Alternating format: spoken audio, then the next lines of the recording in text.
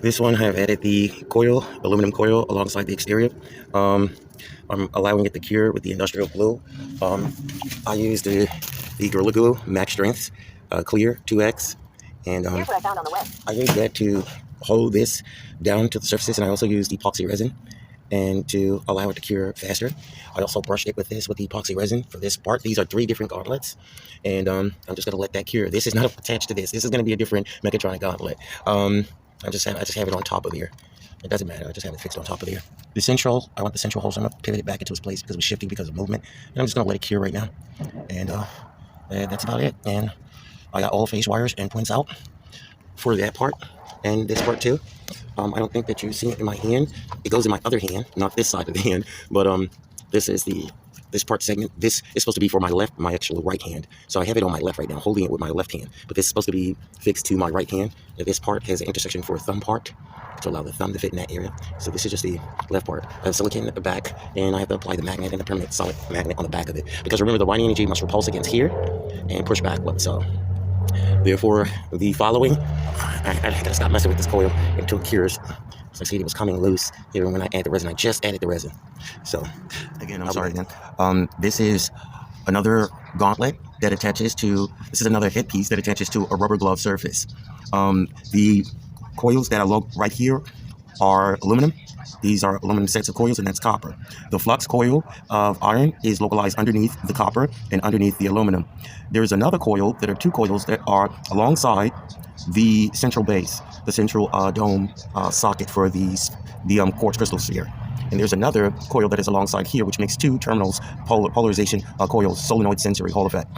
And these polarized Hall effects with north and south causes it to rotate. I'm going to be using copper BBs within the system. The system will be a closed system with a quartz energy crystal, central with copper BBs, aluminum BBs, and copper, aluminum BBs, and mechanical grease, conductive grease, and that will assist in the rotation, and it will rotate around the crystal at high speeds. So my plan is to get horsepower out of it, and this is the other part of the segment that I'm going to be using in creating the frontal. So I added the ballistic properties to the gauntlet, and this is the finger ring unit, the mechatronic. So what I'm doing is applying a plaster over here, not actually a plaster, but a rubber, translucent rubber surface. It still needs time to cure, and once it does that, I'm going to cut out the certain parts and segments to make like a cartilage ballistic bind and allow a smooth, fitting area so that the armatures, as far as the skeleton, does not move and shift out of place.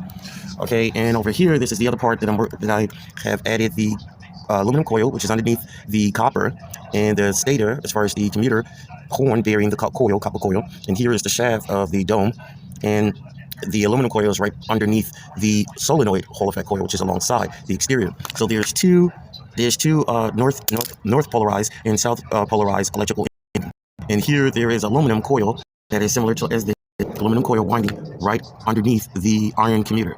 And then there's a Hall effect coil that is alongside, that is also fluxed by the iron density and the densified the iron magnetizable metal stack sheets commutator emitter with the solenoid Hall effect emitter horn. Now in the back of it, which I'm waiting for the cure, is the permanent magnets and the flux coil, which is an iron coil, and the following coil, which is aluminum coil.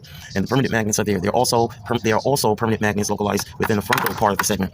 I'm still waiting for that to cure, so I'm gonna give it time to cure. This is curing too. Now, once I'm finished with that, I will add the spheres into the cockpit, and then I will make another tightener coil, aluminum coil, so I can repel the aluminum and copper, and then I'm apply copper sheet to enclose to cover this these coils.